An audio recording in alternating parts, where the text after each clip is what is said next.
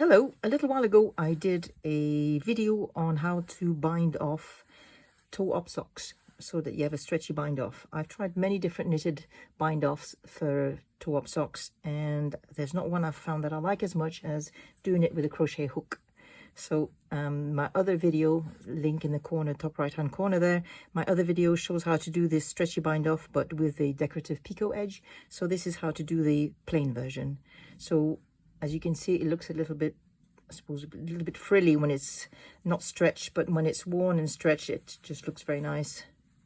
And it's also incredibly stretchy, so really comfy for toe-up socks. So here's how to do it. So I worked my other sock from the inside. I thought I preferred it that way, but actually I think I prefer it from the outside. It's a small difference. So this is the one side and this is the other side. See which you prefer. Anyway, I worked it from the inside on the other sock, so I'll do the same, but on my next pair I think I'll work from the outside. You can try both and see what you prefer.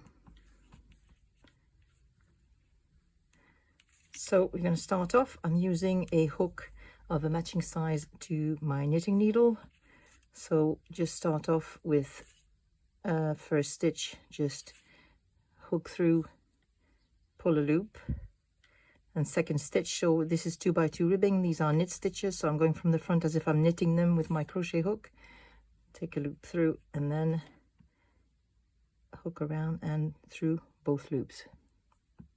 And now to make them stretchy, what I do is in between each pairs, like the pair of 2 knit stitches and followed by the pair of 2 purl stitches, in between I will catch the bar here and through the loop,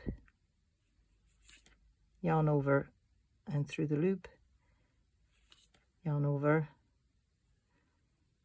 through both loops. Now I'm doing my purl stitches, so I'm going in as if to purl with my hook, yarn over and through both loops, and the second purl stitch,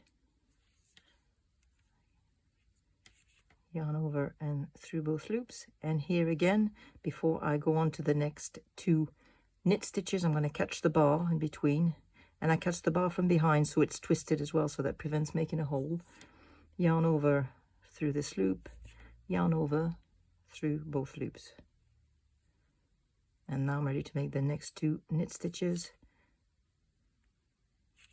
Yarn over through 2 loops, crochet through, yarn over and stitch off the needle, yarn over through both loops.